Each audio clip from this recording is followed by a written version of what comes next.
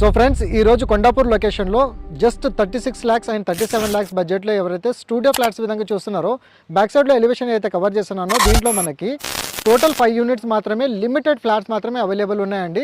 Unit sizes విధంగా చూసుకున్నట్టయితే 360 SFT and 390 SFT విధంగా టోటల్ ల్యాండ్ ఏరియాలో మనకు చూసుకున్నట్టయితే 500 స్క్వేర్ యార్డ్స్లో ఈ బిల్డింగ్ అనేది కన్స్ట్రక్షన్ చేశారు.